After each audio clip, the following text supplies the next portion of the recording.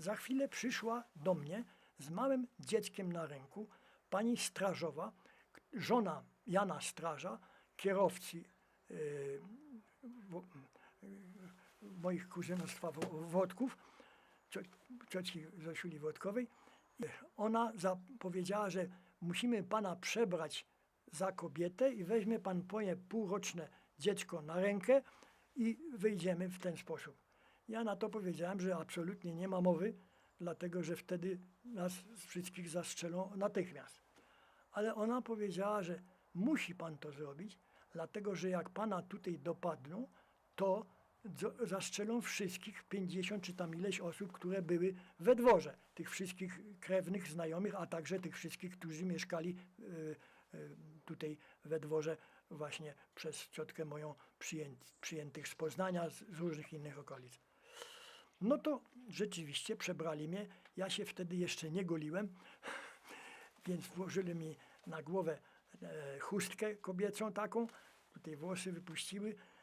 Natomiast później na piersi wsadziły mi jaśka i wsadziły mi kieckę, żeby było wypukłość. Tak samo zrobili na siedzeniu.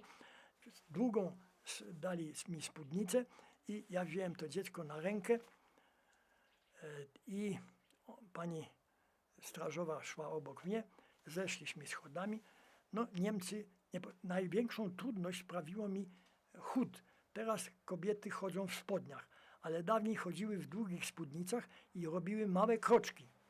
Więc to mi sprawiało największą trudność, żeby robić takie małe kroczki. Raz, że mi przeszkadzała spódnica długa bardzo do ziemi, a drugi raz, że były to dla mnie nienormalne kroczki, bo takie małe. No ale jakoś się udało, przeszliśmy koło żołnierzy, odstąpili się, zobaczyli dwie baby i ich dziecko i poszliśmy aleją kasztanową. W tej chwili jest tylko jeden kasztan, a reszta są klony.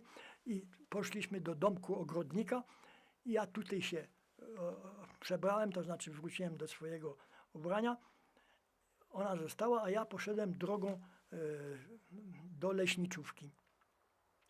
I na leśniczówce został leżący na łóżku, ciężko postrzelony syn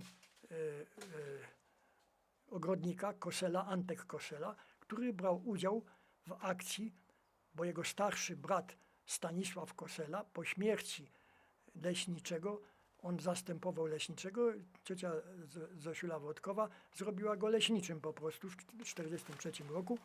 I on był leśniczym, a jednocześnie dowódcą oddziału NOW-AK. I poprzedniego dnia zrobili napad na więzienie w Wiśniczu, bo chcieli odbić więźniów, którzy zostali przez Niemców tam zgromadzeni.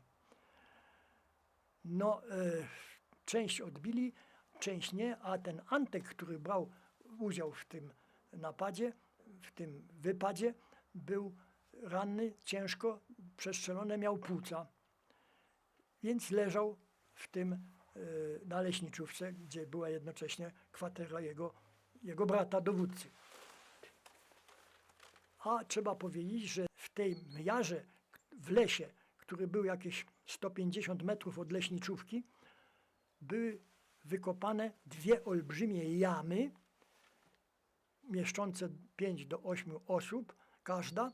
W tych jamach były drzwi, oczywiście to było prawie pionowe, skośne w każdym razie, i te drzwi miały jak się zamykało drzwi drewniane, to na tych drzwiach była ziemia. Także jak się zamknęło drzwi, to w środku było ciemno i trzeba było tam świecić latarką, ale nie było z zewnątrz widać w ogóle, że to jest jakiś schron. I tam Jaś Włodek i pan Turno i różni inni mężczyźni siedzieli tam, więc zaś. Ja natomiast doszedłem do tej leśniczówki i razem z panią leśniczyną i z jej córką i z tym rannym Antkiem Koselą zostałem.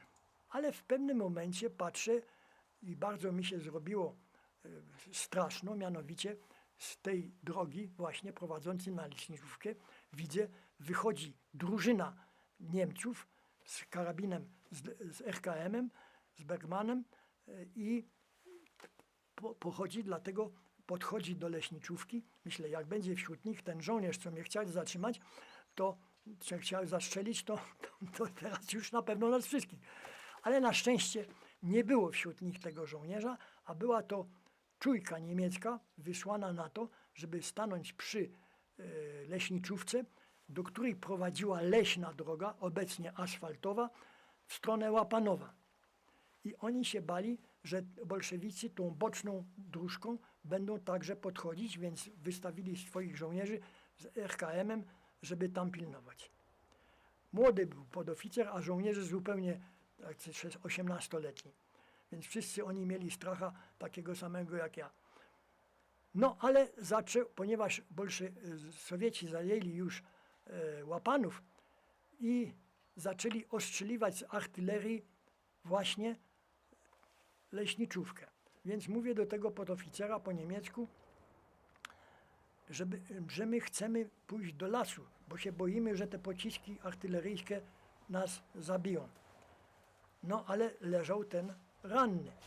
Na całe szczęście pamiętałem z niemieckiego języka jedno słowo, mianowicie o chorobie, mianowicie, że mówię, że jest wśród nas także chory chłopak na Lungenentzündung, to znaczy zapalenie płuc i musimy go wynieść. A on mówi, dobrze, dobrze, dobrze. Żeby nie sprawdzał, że kulę miał w sobie. No ale nie było noszy, więc była taka krótka drabina. Ja wziąłem za jeden, położyliśmy pierzynę, Antka, na nim jeszcze pierzynę i rannego Antka i ja wziąłem z jednej strony, a leśniczyna razem z córką z drugiej strony. Wyszliśmy, nie rewidowali nas i poszliśmy do lasu i tylko trudność była wielka z wstawieniem jego na noszach do tej jamy, gdzie to skośne ściany były, no ale się udało.